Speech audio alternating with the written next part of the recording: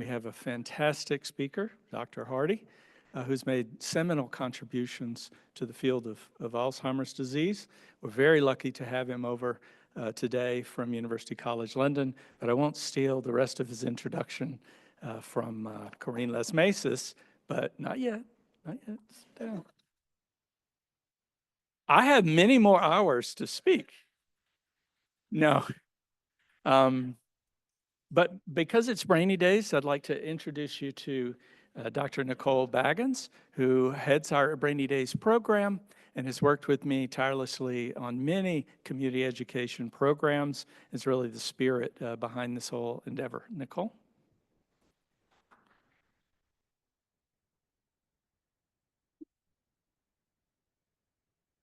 Good evening, everyone. Welcome to Brainy Days 2025. So as Randy mentioned, I direct our community programs, and Brainy Days is just one of them. Brainy Days is a month-long celebration of neuroscience that we hold annually. We have fun activities and talks for the public, and including this year's distinguished guest, Dr. John Hardy. I hope that you will check out our entire lineup. Our next speaker coming up actually will be again in this very room next week, Tuesday, March 18th. This is Dr. Michael Burton.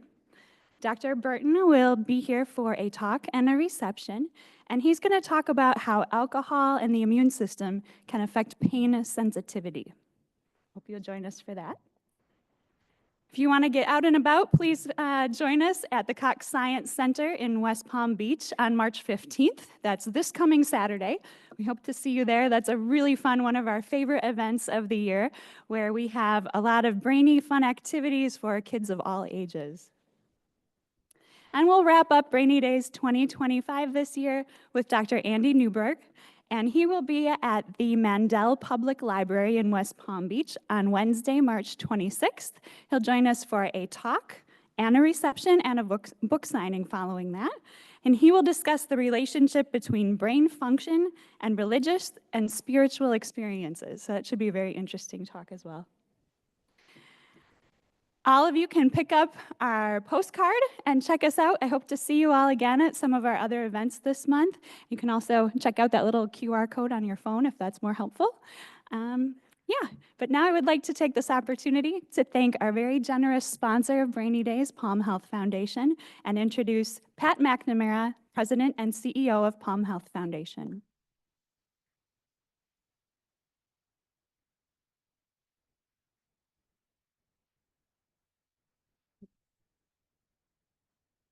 That's right. I'm locked in. Good evening, everybody. Pat McNamara. Palm Health Foundation is proud to have sponsored Brainy Days over the past many years, and to see the caliber of the folks that you guys continue to bring is just astonishing. So thank you for continuing to do such great work and delivering on it. I just wanted to share about something that we have recently formed, and that is a Brain Coast Alliance. Given the amazing neuroscience assets that we have right here in our backyard on the Jupiter campus, we are joining forces basically to advance brain health and brain science in South Florida. So going all the way from St. Lucie County down to Miami is the vision, to be able to harness the amazing brain power that we have locally and to really advance engaging the community and fostering innovation for what ails us most. So thank you very much. You'll hear a lot more about the Brain Coast soon.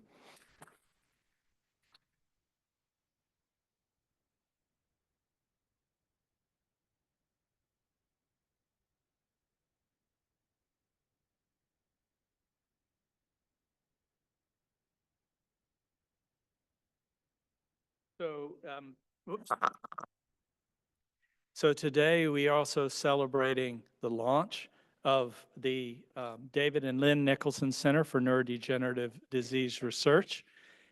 We have recruited a fantastic scientist, Corinne Lesmasis, to lead the center. And we've recruited several faculty that work in Parkinson's disease, on Alzheimer's disease, and on Huntington's disease, and even brain cancer. So we have quite an exciting build up now, and there's just more to come. So maybe you haven't seen nothing yet, as they say. So Dr. Lasmesis did her early work in France. She's French. And she has an extraordinary pedigree of working on neurodegenerative diseases, beginning with, at that time, a little known disease called mad cow disease. You remember mad cow disease? Well, at one point, it was thought to just be restricted to cows. But then we saw a move, like we're worried about right now with avian flu, right? And what Dr. Lasmesis found was, in fact, that this was moving to humans and the exact molecular mechanism by which that was happening. That was an astounding discovery in its time. And she's followed that trail forward, and fortunately, it has brought her here. She's now professor of clinical neurosciences in the College of Medicine at FAU. I've mentioned her discovery of this transmission via a protein that is now known to be a prion protein.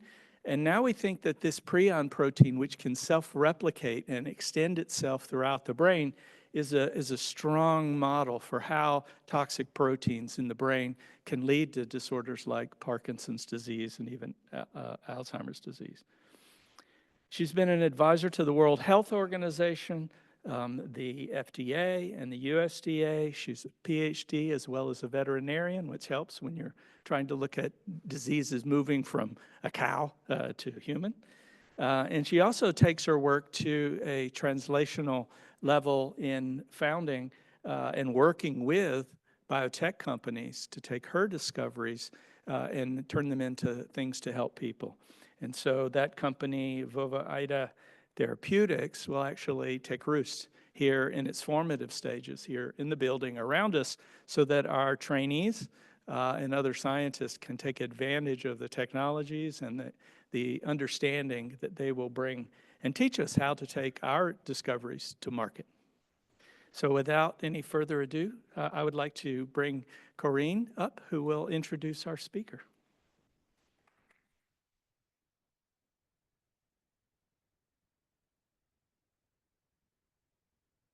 Thank you very much, Randy, for this very, very kind introduction of myself, but I'm not going to be the speaker tonight. Our speaker is Sir Professor Dr.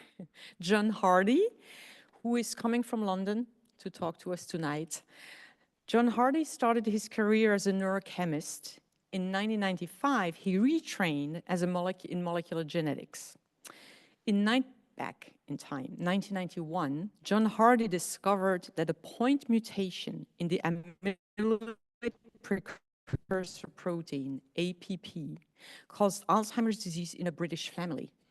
This was the landmark discovery that led to formulate the amyloid cascade hypothesis, stipulating that clumps of a protein called A-beta initiates a series of toxic events for the brain that eventually leads to neuronal loss and dementia.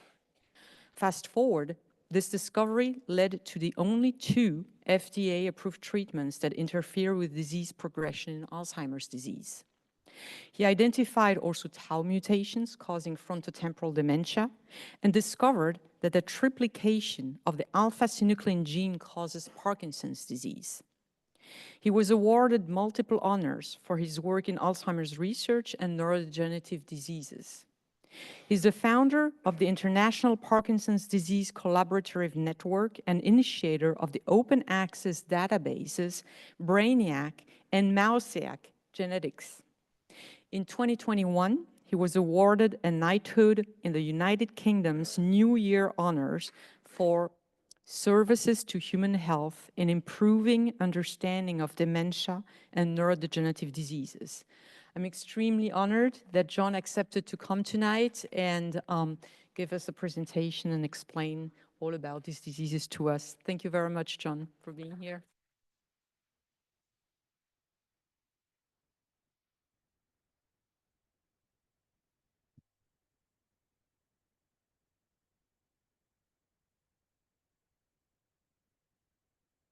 First up, while we're just doing the computing, I'd just like to say what an honor it's been and how well I've been treated here on the is it Brain Coast? Brainy Coast. It's been, I was, I, I was, I worked in Jacksonville at the Mayo Clinic until 2001 I left, and it's been I've only been back once before since that time, and it's been such a pleasure to walk on boardwalks, see the wildlife, and just also feel the enthusiasm here. It's been a real pleasure. This trip has been a real pleasure for me, and I'd just like to say thank you for looking after me so well. So, let's, yeah. I hope like I said, I always am a bit worried that my emails are on and I'll show something inappropriate. So let's, I think let's, anyway, I'm going to start by showing a video, which I think puts everything into perspective.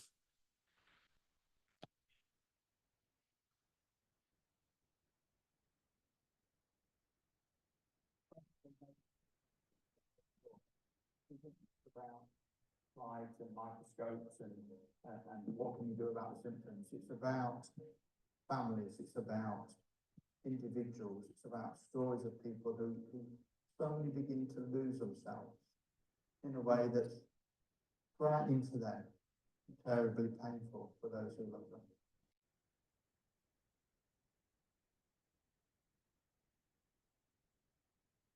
This is about the first family we worked on. People say that Alzheimer's disease research, to some extent, started with Carol's family.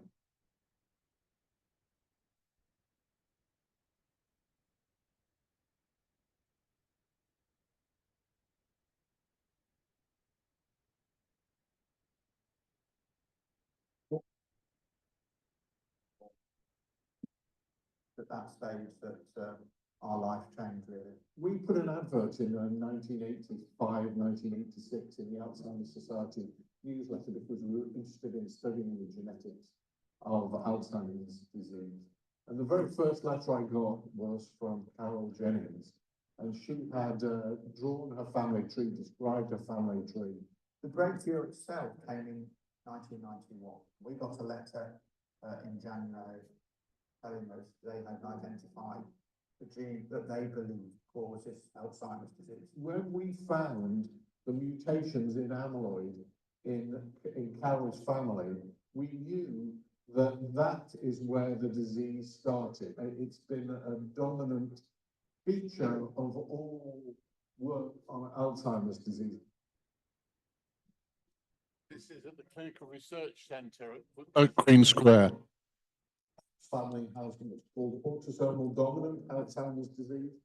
And that means that if your father or mother has the disease, you have a 50% chance of inheriting the gene. And if you get the gene, you're going to get the disease at a very similar age, probably, to your parents.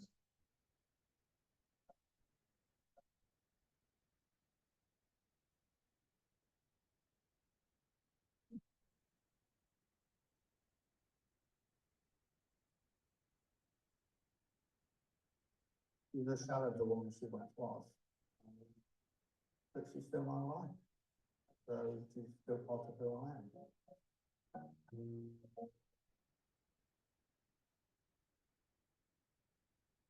May not be able to change the cards that life deals with us, but we can change the game we play with the cards we've got, so that future generations don't have to carry the same pain.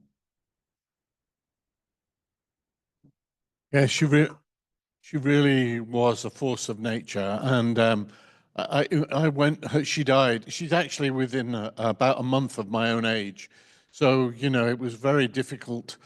I mean, of course, nothing really, but very difficult for me to see her go off. I mean, God knows what it must have been like for her husband, and you saw her son there, who's now himself at 50% risk. Where you saw her was at the Clinical Research Centre at Queen Square, UCL, which is where I work. I'm not a clinician, so she was being looked after and going on clinical trials with some of my clinical colleagues. She was supporting research at Queen Square in that way. What I didn't know until I attended her funeral recently, I attended her funeral, it's now about 6 months ago, was that she was also in her hometown of Nottingham, a fundraiser for a local charity which was putting through PhD students to work on Alzheimer's disease at Nottingham University. And the other thing I did know about was there's a rare disease, a rarer disease called frontotemporal dementia, and there's a national society for frontal temporal dementia. It's quite rare, so families rarely meet each other because they're so sparse.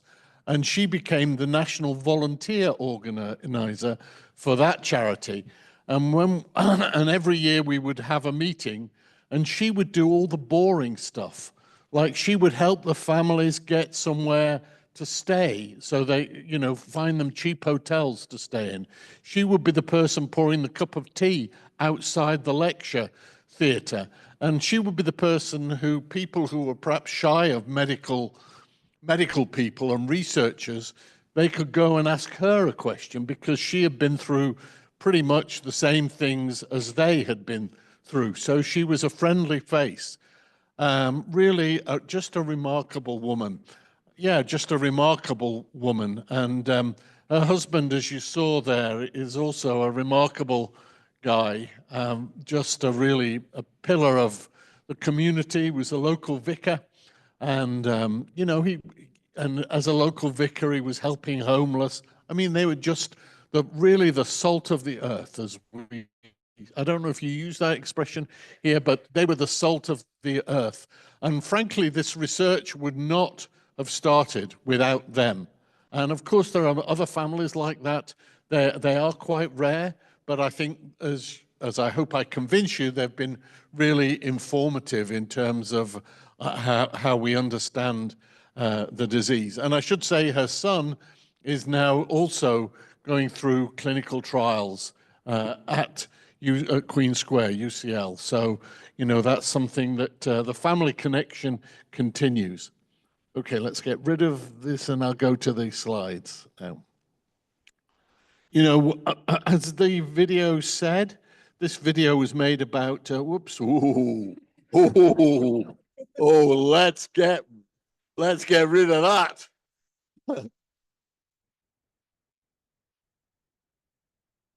There we go.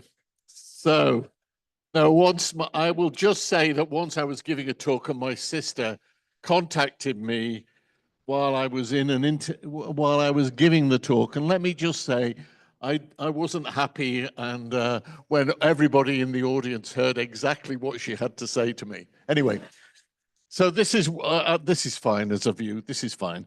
Where are we up to? I think I got that prize. This was a video from about 5 years ago, and when I got that, I have to say, of course, it was great, but I also felt, we've understood a lot about the disease, but so far it hasn't done any good. I mean, I think we had developed an understanding of the disease mechanisms, but actually in terms of the benefits to patients, they had not come then. And so it was actually a considerable relief, and I'm going to talk about the treatments that have come. It was actually a considerable relief to me, more than anything, that when the treatments based upon the amyloid findings started to come about in the last couple of years, it made me feel that they have this thing called imposter syndrome. I felt less of an imposter because it was actually starting to yield benefits. And that's where I'll take this tonight. So this is the pathology of Alzheimer's disease. Top left, you have a section through the brain. Down here, you can see the enlarged ventricle. I'll try and, well, yeah. Well, you can see the enlarged ventricle. Sorry, I I'm not showing, but it doesn't matter. You can see it anyway. Top right, you can see a cross section along those red lines. And what I want you to look at there is down here at the bottom here, you can see that's the hippocampus. And that is the part of the brain really which is centrally involved in making new memories. And that's really shrunken in an Alzheimer case. And that's important because that fits with the clinical features. Often the first problem that somebody with Alzheimer's disease has is they find it difficult to make new memories. They can remember what happened to them in the 1930s and 1940s. They can remember those with a lot of clarity, but they can't remember, you know, whether they bought a pint of milk this morning. They're not making new memories, and that's because they've lost a lot of their hippocampus. So that's top right. Bottom left, you have a section through through the cortex, stained, and those these are tangles made up of the tau protein. These are about 1/10 millimeter across. These are stained with amyloid. These are the plaques of Alzheimer's disease.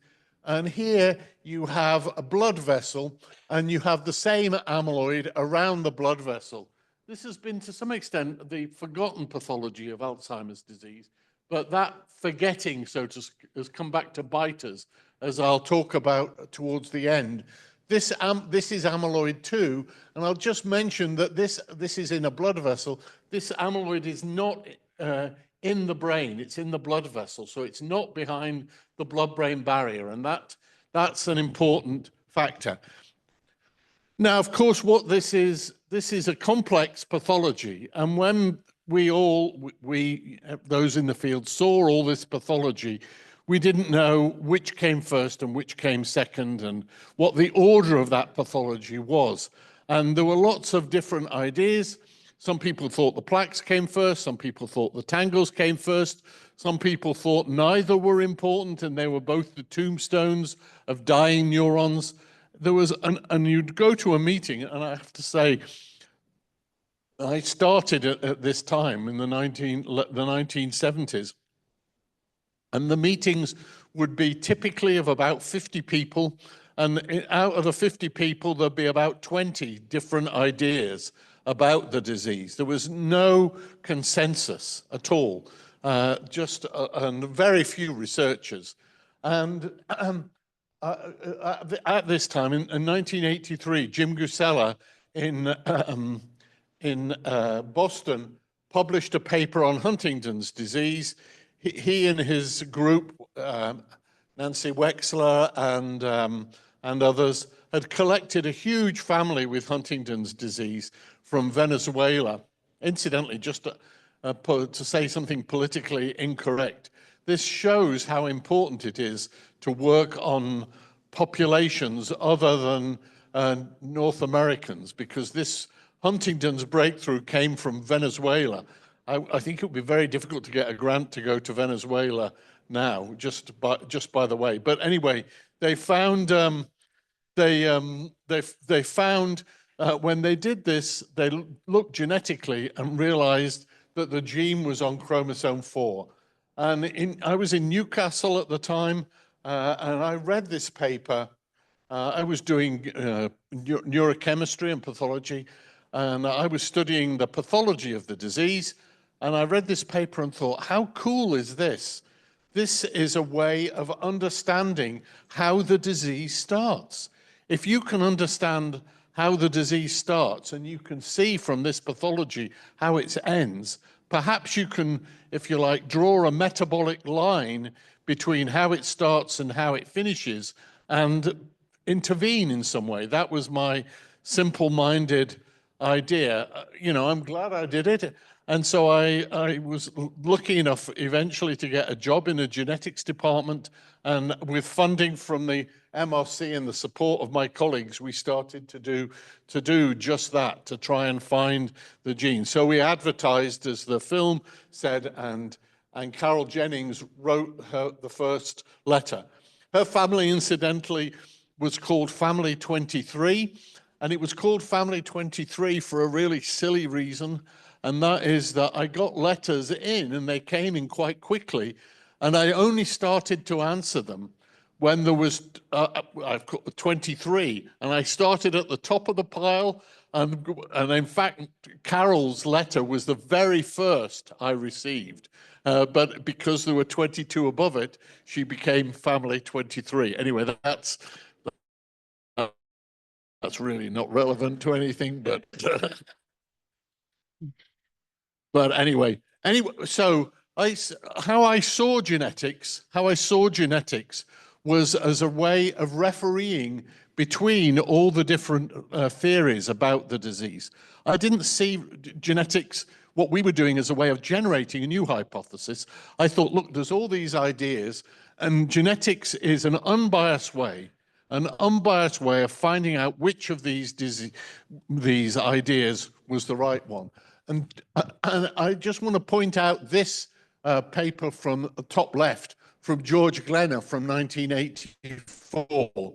George Glenner was a pathologist, very nice guy, actually. I got on with him very well. And he had been isolating amyloid to get the protein sequence. And actually, he had started by isolating amyloid from the blood vessels, because that's a simpler tissue, and he could get a purer and simpler prep. And he got a short sequence of about 20 amino acids from that protein, from the protein sequencing. And he did that in a typical case of Alzheimer's disease first. And then the next thing he did in this particular paper is people with Down syndrome inevitably develop the pathology of Alzheimer's disease. So he did the same thing with a case of Down syndrome and got the same sequence. And so he wrote in this paper, this is the first chemical evidence of a relationship between Down syndrome and Alzheimer's disease. It suggests Down syndrome is a predictable model for Alzheimer's disease. The naming has changed. Assuming the amyloid protein is a human gene product, it suggests the genetic defect in Alzheimer's disease is on chromosome 21. People with Down syndrome have got 3 copies instead of 2 copies of chromosome 21. So he clearly, when he wrote this, thought these people with Down syndrome are getting Alzheimer's disease because they're making too much amyloid, because they've got an extra copy of the gene. So really, this is the amyloid hypothesis. And Colin Masters, working then at NIH with Konrad Bayreuther in Germany, got pretty much the same sequence by isolating plaque cores, and he also clearly. So these researchers obviously thought that amyloid was where it started, and I felt that when we did our work, I felt that genetics was the referee, and I thought that the referee called it, and the amyloid was how it started. This is the family that Carol brought. So Carol's father was one of the black triangles at the bottom here, and she had drawn the family tree, which showed, of course, her father and her uncles and aunts. 5 of the 10 of them had disease.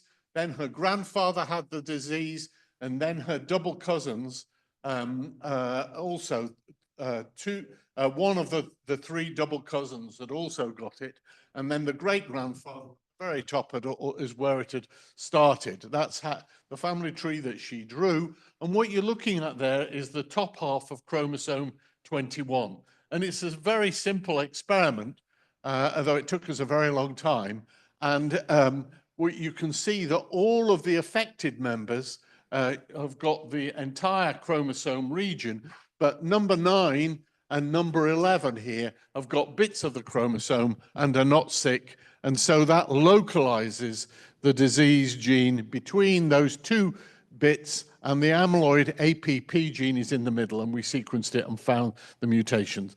That is the essence of how genetic analysis works. It's simple. I'll just say, in defense of it taking a long time, the human genome hadn't been sequenced at that time, so we were really wandering around in the dark because we didn't have the human genome sequence. We didn't have PCR. In fact, PCR which of those of you who work in labs will know more than you want to know, perhaps, came into play just about at this time. And also we have made a very important incorrect assumption. And the incorrect assumption we made was that everybody with this form of Alzheimer's disease had a mutation in the same gene. So we thought that all the families with this early onset disease would have a mutation in the same gene. And that turned out to be incorrect. There are other genes, presenilin 1 and presenilin 2, which I'll talk about in a second. And so we were mixing families with different etiologies.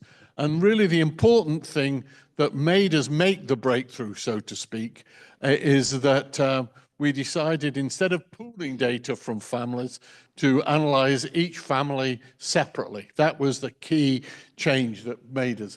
Now that's the story here. This, for those of you who are interested in, when I was here in Florida especially, I used to watch a terrible TV program, which was called Hollywood Behind the Headlines. And it was trash TV, I have to say. And what it was about nearly always was child stars who had gone off the rails and had terrible midlives and then had come, in other words, it was the dirt, basically. Well, this is Alzheimer's genetics, the story behind the headlines, and exactly all the mistakes we made. So that's, if those of you are interested in mistakes, so to speak, that's what that's around. So anyway, just by the way.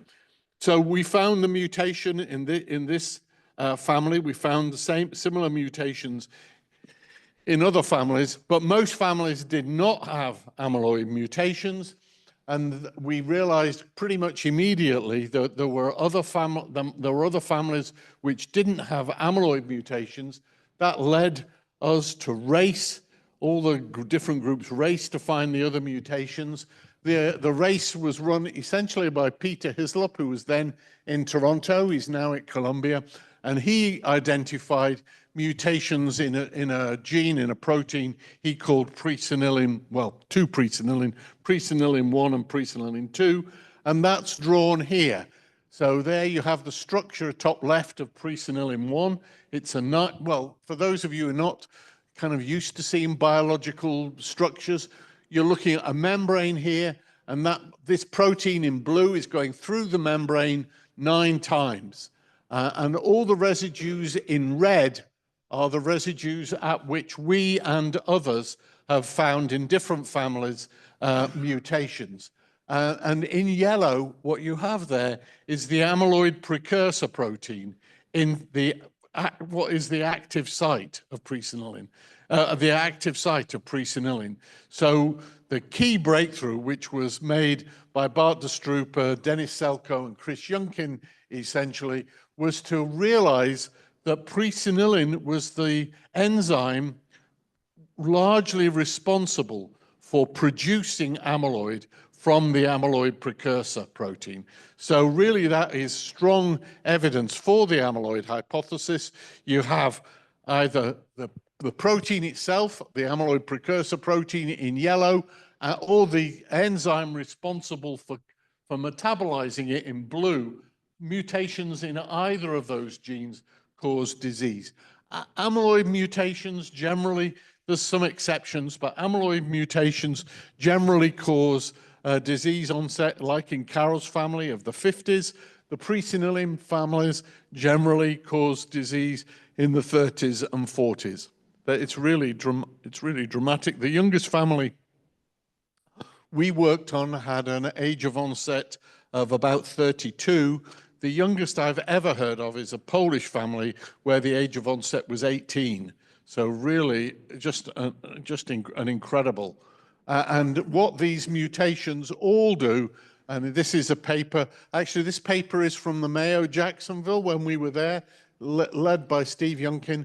What these mutations all do is they cause an amyloid, a less soluble amyloid, to be produced. So amyloid deposition becomes more likely because the amyloid is a bit less soluble. I'll just take a brief just a very brief diversion, and that is that when we were collecting all these Alzheimer families, we also collected all the other families with different dementias. We collected a few prion families, which we gave to John Collins to work on, but we also had some frontotemporal dementia families where there is just tangle pathology, and in those families with just tangle, that tau, we found tau mutations. So we had now found amyloid and presenilin mutations in Alzheimer's disease and tau tangle mutations in the frontotemporal dementia where you just get tau pathology. And that allowed us to do a very simple experiment, and that is to cross mice with amyloid mutations with mice with tau mutations. And when we did that, what we saw was that we got more tangle deposition when we did the cross, which told us that amyloid was upstream of tau. It's like thinking of the Mississippi River. You know, amyloid is upstream of tau in terms of the cascade, and that allowed us to draw this very what's going on? Not going back. Whoops, now it's there. This simple, incredibly simple-minded diagram of the what's the pathologic cascade, which we drew, which we drew, and we drew this in 1998. Now I'll just say, I think this is generally true. This simple diagram, saying that APP gives rise to amyloid. Amyloid is pushing tau dysfunction, which is leading to tangles and cell death. I think that is generally, I still think that is generally true. Notice though, there are a lot of question marks here, and those question marks were there in 1998, and they're still there now. Well, that's not so good. And then the other thing is that we've drawn this here, and we imply this is a neuronal membrane. So what we're implying there is that amyloid outside a neuron is causing tangles inside a neuron. So the only cell on here, the only cell is a neuron. And I think that is wrong too. So really, and the thing I always say to students is if you pose what are reasonably simple questions, like implied by these question marks, and after, well, I said this a few years ago, after 20 years, you haven't answered any of the questions, maybe the questions are not right. Maybe the questions are misleading. And I think that is the case. And I think that what I said to you at the beginning of my motivation was also, has turned out not to be quite right. I had thought of this as a biochemical pathway, rather like glycolysis. That's what I had thought. But anybody who has done anything with glycolysis knows that if you change the sugar concentration, glycolysis changes within a second. Biochemical pathways operate over seconds. And yet this pathway takes over 20 years to lead to disease. And something that takes over 20 years is of its nature different from something that changes over seconds. And so that also, I think, is what's, well, it's obviously oversimplified, but part of the problem. And the fact that we only drew neurons, I think, is also part of the problem. I have to say, I think everybody fell into the same mistake for a long time. You know, those of who worked on neurosciences, we basically behaved as if the only cells in the brain were neurons, and all the others were just support actors, like the crowd scenes in, you know, in a good old Hollywood movie. They just were running around. But actually, of course, that's not how it is. Then I think we're understanding that we have to study all these other cell types beside neurons as well. So we postulated the amyloid hypothesis, and I think that nearly everybody in the field was prepared to believe the amyloid hypothesis, so to speak, for the very few families with amyloid and presenilin mutations. And most people were prepared to believe that, but when it came to typical late onset disease, which of course is the vast majority, people thought it was too much to extrapolate from these very few unusual families to the disease in general. And so we got a lot of pushback about the hypothesis, quite understandably, from researchers who said, you've got no evidence that this is what's happening in late onset Alzheimer's disease, which of course is by far the major problem. So the push was on us and others, of course, to try and find out the risk factors for late onset disease. I won't go into the technology for this, but we used something called genome-wide association studies when the technology was invented in about 2005 to try and find risk genes for late onset disease in the general population. And this really transformed the research. And what this allowed us to do was to scan the rest of the genome for things, not things which cause disease, but things which increased our chances. We had expected to find things which directly affected amyloid production, like in early onset disease. And that is not what we found. Those of you who are good observers will notice I write obviously in italics there, because in fact, I think that in fact they were amyloid related. We just weren't smart enough to see it immediately. What happened when we found all the risk genes, and when we drew this diagram, there are about 40 of them. Now there's about 80. What we found was that most of them were involved in the immune system. By that, we largely mean microglia in the brain, and involved in, well, we write in this paper cholesterol metabolism, but I think we really mean lipid metabolism. That was entirely unexpected. We'd expected to get things which were involved directly in APP metabolism, and what we found is microglia with not even the right cell type and lipid metabolism. A complete surprise.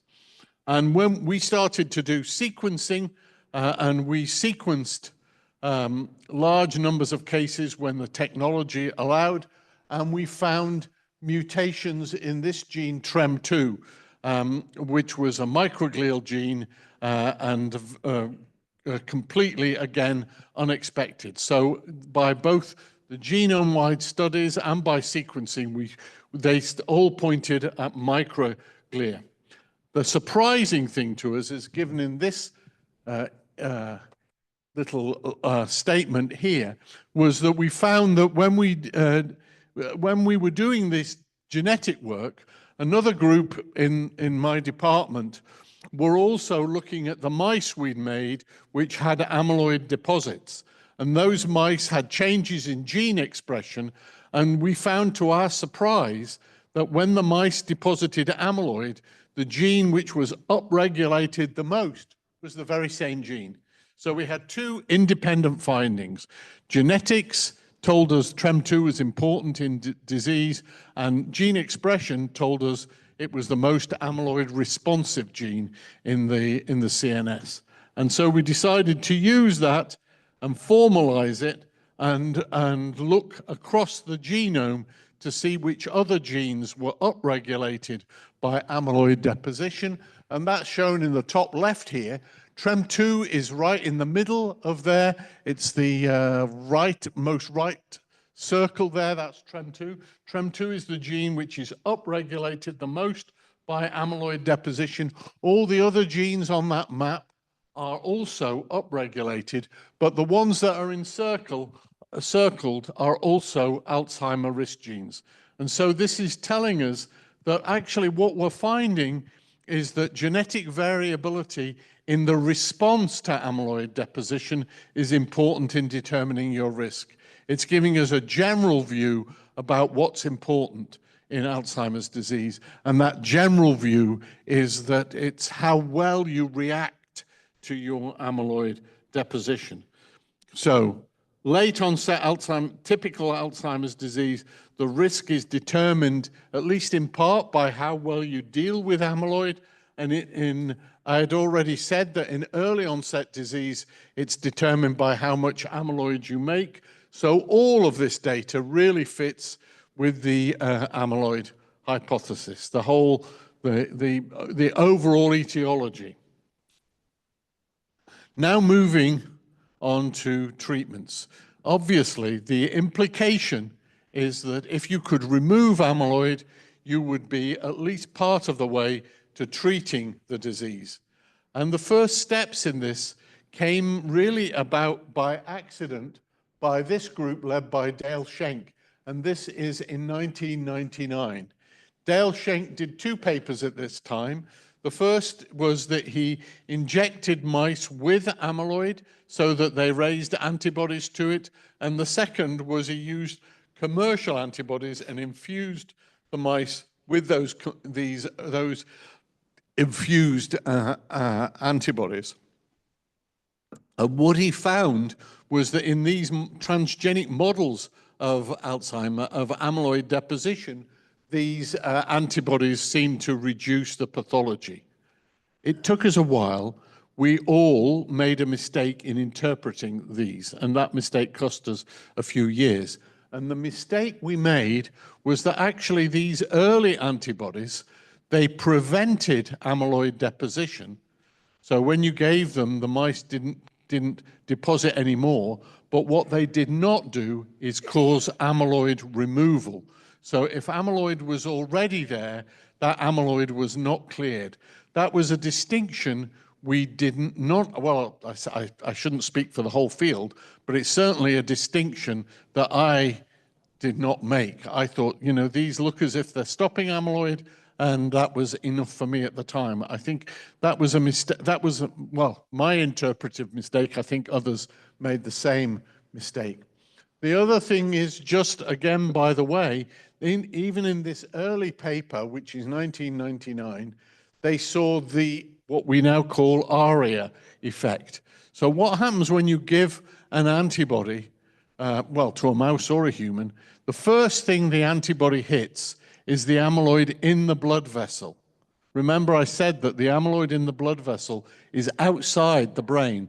So that amyloid gets high concentrations of antibody, and the antibody causes the amyloid removal, but you get an inflammatory response. And many of these blood vessels are fragile. They've lost part of the protective tissue around the blood vessel, and when you remove the amyloid, it can be a mess. It can cause hemorrhages, and that is what ARIA is. And that was seen even then in 1999. But that is almost certainly the reason. The antibody, the first thing it sees, and at high concentration, is the blood vessel amyloid. So there were a lot of failed clinical trials, and I think that there was several reasons they failed, but an important one was that distinction between stopping amyloid deposition and causing amyloid removal was one of them. Another problem was that the diagnostic accuracy rate in these early trials was only something of the order of 70 to 75%.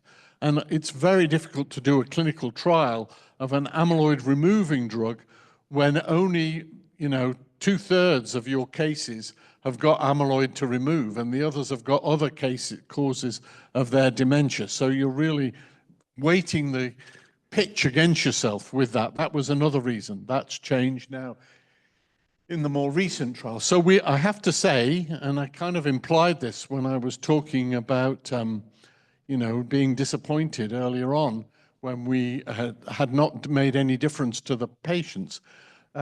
This paper from Bart de Strooper and Eric Karen came out about 3 years ago, and they made a prediction of what we needed to do to have a successful clinical trial.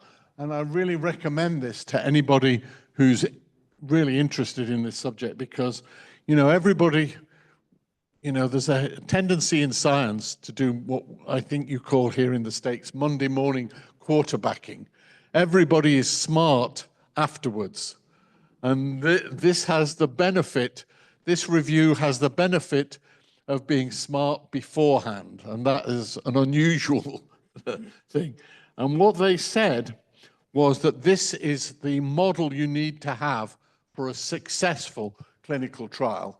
And so you've got time along here. You've got the amount of amyloid in the brain. On this axis, you start your treatment here. You start to suck amyloid out of the brain, and then you run the clinical trial long enough that you start to see a clinical difference between the cases and control. They said that's what you need to do for a successful clinical trial. You need to remove amyloid, and then the trial needs to go on long enough after you've removed the amyloid for you to see clinical benefit. And that's turned out to be absolutely true. And I think it's so, you know, these are the trials. I'll talk about gantenerumab. Well, lecanemab was the first unambiguously successful, and that's now FDA approved. Gantenerumab was unsuccessful, but it's coming back in a different form, and I'll talk about that. And then aducanumab was the first to get approval, but nobody was really happy with the approval process. Anybody who read the New York Times and as well as the scientific literature, maybe it's 3 or 4 years ago now, might remember the controversy. People resigned from FDA committees because they didn't think it should have been approved, and so on and so forth. But then lecanemab came, that was successful, everyone agrees about it. And these are the data. And so I showed you the theoretical data from the Karen Nadestrupa review, and these are the real data from the trials. And you can see this is donanemab, this is the Eli Lilly trial here, here's lecanemab, this is so donanemab and lecanemab are both approved. Aducanumab had 2 trials, and this is why it's controversial. This lower one is the one that statistically passed, but the upper one, which you see doesn't remove amyloid quite as well, failed. And that's why the approval was controversial. I'll come back to the gantenerumab. You can see gantenerumab removes amyloid, but doesn't do it very effectively. And over the period of the trial, which was nearly 2.5 years, it did not get down all the way. And I'll come back to that. So this is the lecanemab data. This is the amyloid removal here. And all of the others are basically clinical scales showing that you're slowing the disease. So you're slowing the disease, but you're not stopping it. And that is something that we don't understand. First of all, I think that's important to say. And there's a lot of work on this now to try and understand this better. Does this reflect ongoing damage processes? For example, is the tau pathology, has that become self-propagating by the time the trial was started, for example? You know, are there other reasons for the continuing decline? We don't know. We just don't know. So there's plenty of work to be done on this. And I've shown the lecanemab data. The donanemab data is essentially superimposable on this. And the other point is that the trials were very well organized. Everybody had very careful analyses to check that they did have amyloid deposition, not like the earlier trial. And the administration is still cumbersome, intravenous every 2 weeks. And ARIA, this response of the blood vessels to antibody attack, so to speak, it was a real problem. I should say that the symptoms of ARIA are usually, well, most people who have it don't realize it. It's amyloid related imaging abnormality. It's the radiologist who sees it, not necessarily the patient. And some of the patients aren't aware of it at all. Some have headaches, but very rarely it causes hemorrhages, especially for those who are also on TPA and that sort of drug. So, and when that happens, you get very few, but some fatalities. So it's difficult. And that means that you really have to monitor, they have to be monitored.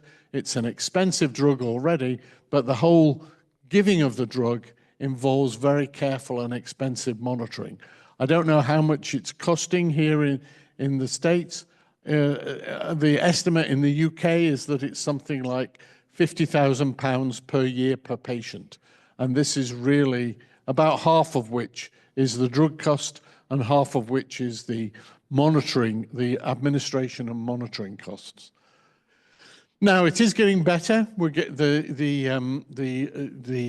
administration is being tested for subcutaneous now, and I think that will come into practice soon. That'll make a big difference. Both Eli Lilly and ICI are testing whether people can be given drug holidays, so that when they knock their amyloid down, can they go off drug for a while before they go back onto drug, which of course would cut the cost and also cut the caregiver burden, which, you know, if you're taking people in for treatment every couple of weeks is quite considerable. So, you know, there are practical ways in which this is improving. The other thing I think is it's obviously going to be important, and maybe my next slide, is we need to get better at diagnosing the disease earlier. As geneticists, we're working on this. We can use genetics to predict with a reasonably high degree of accuracy an area under the curve of about 0.8, using all of the genetics to predict who's at high risk of getting disease. However, this is in Northern Europeans, white Northern Europeans. The predictive accuracy so far in other populations is much less than this. We've got an ongoing collaboration with Hong Kong to look at Chinese population, and the area under the curve in Caucasians is 0.8. The area under the curve in Hong Kong Chinese is about 0.6. So, and that's because the structure of the genome is different and the risk genes are different. So we're much worse. We have to do this in all the other populations besides white Northern Europeans. We've got quite a long way to go. That's one benefit. The other is the blood-based biomarkers. Blood-based biomarkers are they've really changed. The technologies for blood-based biomarkers, if you'd asked me 10 years ago, is it ever worth trying to look for blood biomarkers of Alzheimer's disease, I'd have said no, it's too far from the brain. But actually, now with these new technologies, it's really, that prediction was wrong. Now blood-based biomarkers in experimental settings work, and we can predict who's at really high risk based upon their blood chemistry right now. Not yet in clinical practice, but in experimental situations. So those things are getting better. And of course, if we can give the treatment earlier, we might be able to stop the disease more effectively, but we should be able to avoid the side effect of ARIA because there won't be much amyloid in the blood vessels. So pushing the diagnosis earlier is also a really big push at the moment. Now, finally, can we avoid ARIA? And this is where gantenerumab has a second life.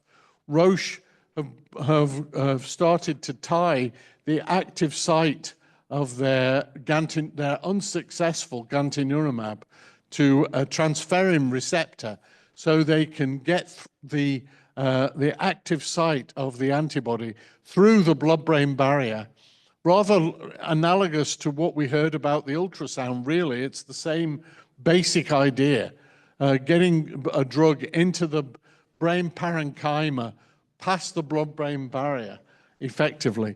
And this has gone through a very small phase 2 trial, but it seems to work. It clears gantenerumab, which was a slow clear of amyloid in the original trial, is a fast clearer of amyloid when it's tied to the transferrin receptor, and it also seems to avoid the ARIA side effect, though this is a very small trial, and we need to see, like all of these things, we need to see a phase 3 trial. So where are we up to? Well, I tell you where I think we're up to, and that is that I think it was 1908, the Wright brothers got onto that North Carolina beach and did a figure of 8 on basically a modified bicycle. And, you know, if you'd asked anybody, would that ever lead to commercial flights? You'd have said, no way. Well, of course, I flew from London yesterday. So, you know, within 10 years, there were England to France flights. So things, you know, once something has been achieved, it's easier to do it again and to do it better. So I think that over the next few years, there will be undoubtedly progress. That will still leave things to do. I think we still need to understand that residual decline. We still need to understand.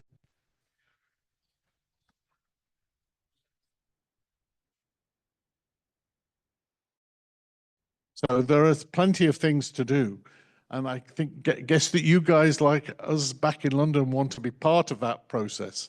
But there's plenty of things to do and plenty for all of us to get on with. But I think we're on the road now. Thanks very much.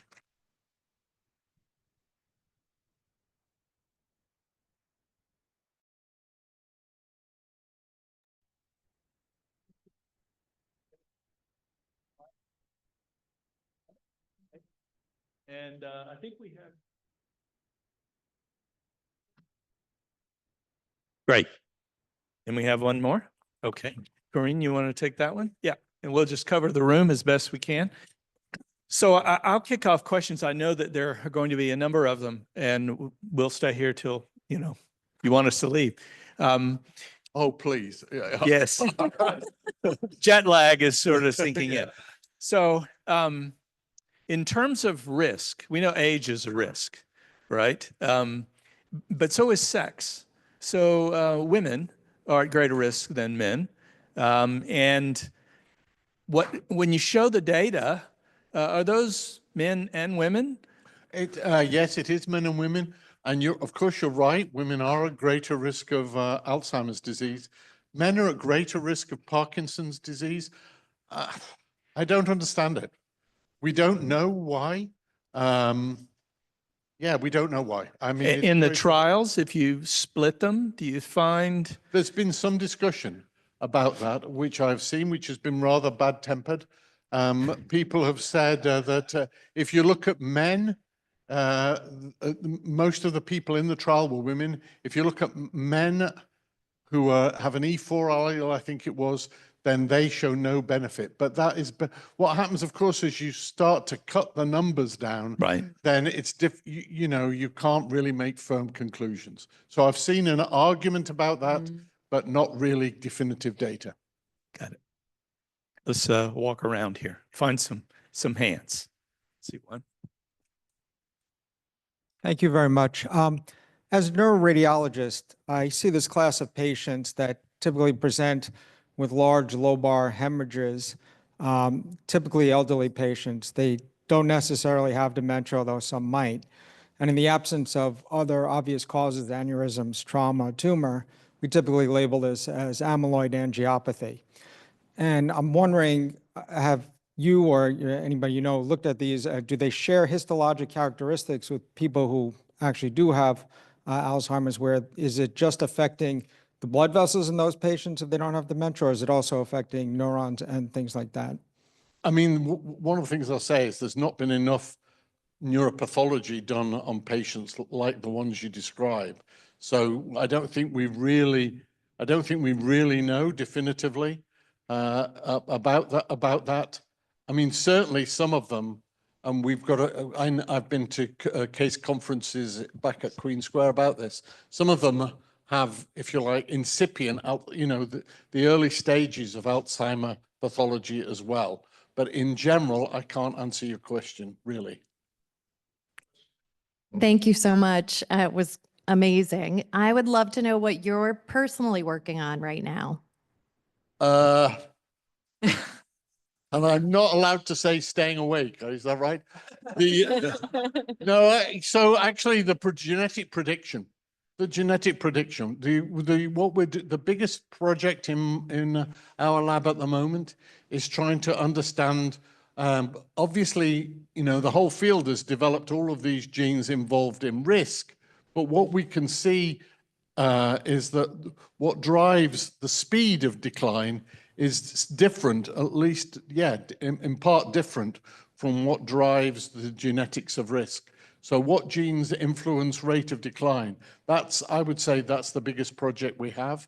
And at the moment, the first thing that comes out is the interferon pathway. I saw that on the slide. I always look now to see if people have found interferons in anything else. So it looks as if the microglial interferon pathway is at least part of the reason that changes rate of decline. That's the big project we're doing at the moment. Remember, we talked about inflammation earlier, Yeah, right? yeah. Go on this side if there's any question over here. My question was basically about the study of like optogenetics and if it can be used for like Alzheimer research, like to help with like restore like the neural circuit or like to help target certain amyloids. That's science fiction at the moment, but I don't know. Yeah. It might be science fact for you later. That's for sure. It's at the moment. We're not at that sort of level of being able to manipulate circuits, but I wouldn't ever say never, so to speak. That's what I would say. So it's not there now, but not a daft idea by any means.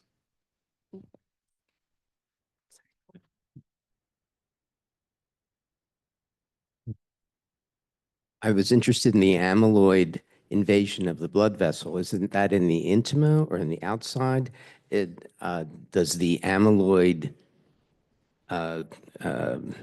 invasion of the vessel cause a pathology itself?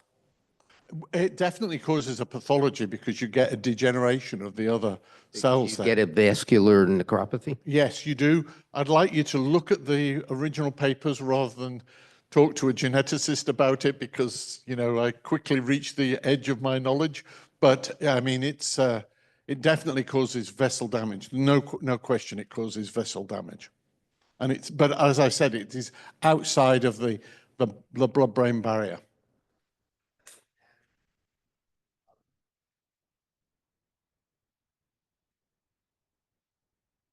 I don't think so, but again, I always hesitate to bullshit. All right, we're going on to another question, John. I often hesitate to bullshit. Hi, you mentioned that the very accumulation of amyloid alters other expressions of other genes that are themselves driving pathology of the disease. That would indicate that if you clear this amyloid after that gene expression alteration has occurred, that might be why you're not. Yes, I agree. You might have caused, if you like, irreversible microglial damage. And the microglia, there's a very good series of papers from somebody called Wolfgang Streit, Streit, and he said that his view was that the microglia became, if you like, exhausted, overwhelmed at high age, and that was the fundamental issue. And I think that idea has got some legs, to be honest. Yes.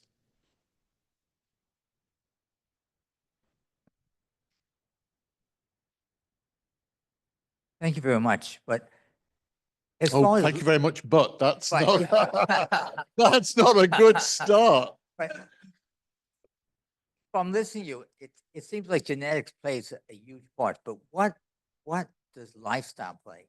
And the second question is that what kind of, it seems like there's no test that you take now. Like you have a family history. What's your chance of also getting Alzheimer's? Is there any tests that we can?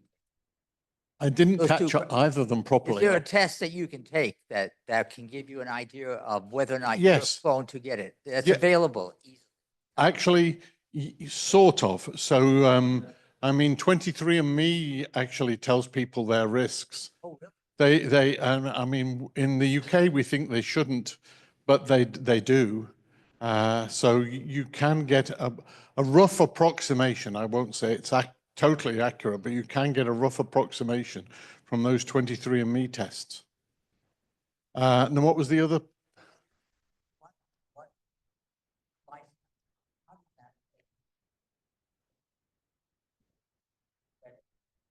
Yeah. Well, the first, we've looked at identical twins. And if your identical twin has Alzheimer's disease, you are likely to get it, but not certain. So your risk, if your identical twin has Alzheimer's disease, your risk is about 0.8, 0.85, 0.9, but not 1. So that's telling you that lifestyle is important. The lifestyle factors overall, which seem as if they're important in dementia, the biggest hit seems to be midlife blood pressure, actually. So but that's dementia and not Alzheimer's disease. And it's difficult to dissect that more than that. But certainly midlife blood pressure, smoking is not a good idea, but I think we knew that already. Head injury is not a good idea, but I mean, I guess we knew that already. Alcohol. Well, that I don't think that changes your risk of Alzheimer's disease, but I certainly think it changes your risk of dementia, of course. So yes, yeah, yes. I would say little and often is what I would say.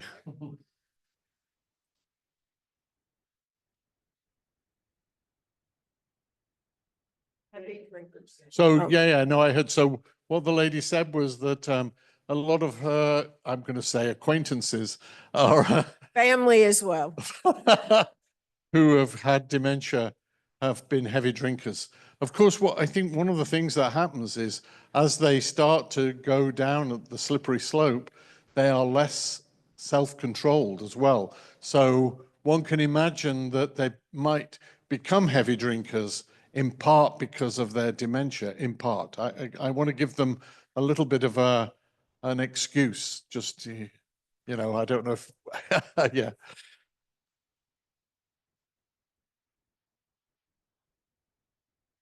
Besides blood, are there other biomarkers that are looking promising? Oh, CSF is better. CSF is better than blood. I should have said that. But of course, people don't like giving CSF. Oh, why not? Actually, it's okay. I've given CSF personally. It's no big deal. Cerebrospinal fluid. Spinal tap. I've had a spinal tap many years ago. I was a volunteer. No big deal. No, and it's actually no big deal. Thank you so much. This was very, very enlightening. I have a couple of questions.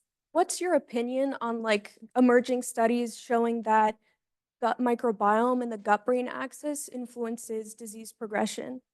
That's a big area of research. There's certainly, I think that the evidence is stronger in Parkinson's disease than it is in Alzheimer's disease. But I mean, definitely that's a big area of research. One can imagine that you know, you're stimulating the immune system all the time with your gut microbiome, and we can see the importance of the immune system. So one can imagine a route between the brain, between the gut and the brain, which involves the immune system, for sure one can. I've never worked on that, but one can imagine.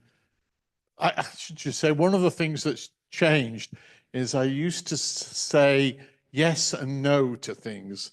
Now I say I'm not quite sure. And then what's your thoughts on theories about MSRA, methionine sulfoxide reductase A, and the role that that plays in aging and potentially Alzheimer's? I don't know. So that's a straightforward I don't know, I'm afraid. And then Oh. what's your opinion on APOE4 and Oh. the disease progression and heterogeneity between APOE4 positive and negative individuals? So ApoE4, that's a very good question, which I can have a stab at answering. ApoE4, I should have said it during my lecture, is easily the most important risk factor. And it definitely acts via influencing the amount of amyloid that you deposit. People who are E4 homozygotes deposit a lot more. And that incidentally means that they're at higher risk of the ARIA. And so their treatment is slightly more complicated because they're at higher risk of side effects.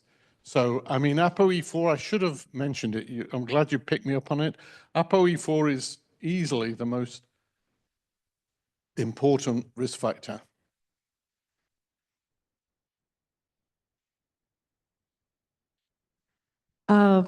So what do you think of these companies who will do a complete DNA test on you, like Intellex DNA, where they test and they come back with huge report on all your gene variants? I mean, I think it's very helpful, but when you start putting it all together, this one you're supposed to do that, this one you're supposed to do the Yeah, opposite of sure. that, and it's pretty hard to work with. Well, I mean, I voted with my feet. One of my students bought me a 23andMe kit, and it sat, I was pleased when I got it, and it sat on my shelf for 2 years, and I never sent it off.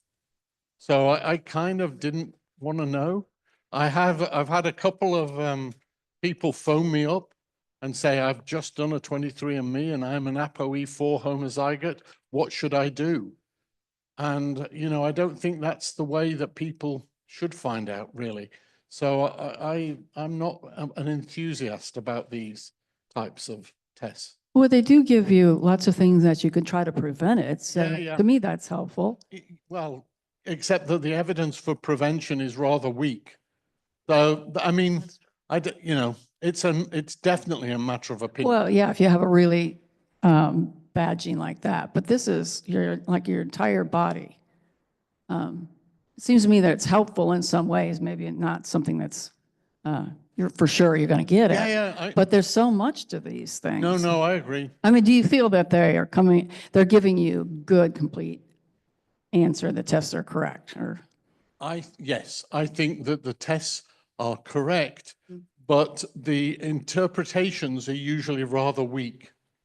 You know, they're not non-existent, but they're rather weak. And I would, I think you're at risk of a disease, I would go and see a proper genetic counselor, I think. But that's, you know, I think I'm also a believer in people should do what they, you know, they're free to do what they want. But I've had a couple of people phone me up. A woman quite recently, she said, I sent off for 23andMe because I thought I had Hungarian ancestry. And then they came back and told me I was an ApoE4 homozygote and I'm going to get Alzheimer's disease. You know, so that I felt for her, but I mean, once the knowledge is out, there's not much you can do about it. It's difficult. I mean, there's no answer. So we're going to take maybe one more question and then break.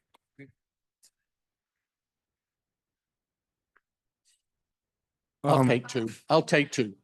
I was just going to say that if you have the gene, then one thing that you can do is talk to your doctor and ask for advanced screening for, like, are you safe to drive? Are you safe to live alone? Preventative things, start making plans to save up for long-term care. you may not be able to prevent getting it, but you can make plans to get it safely. And that's not nothing. No, no, you're right. That's not nothing, but the insurance companies can ask you too. And if you know, you have to confess. I mean, there's no right answer. There is no right answer. So I just wanted to ask, did you, when comparing men and women, did you find different amyloid concentrations generally? Say that again? When comparing men and women, did you find No, different? same. So I'd like to invite you to continue the discussion. Not everybody with John at once, but he'll be around for a little bit longer. So we have a nice reception planned outside.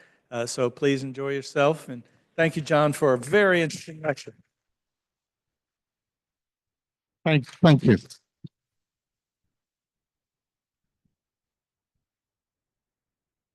Thanks, sweetheart.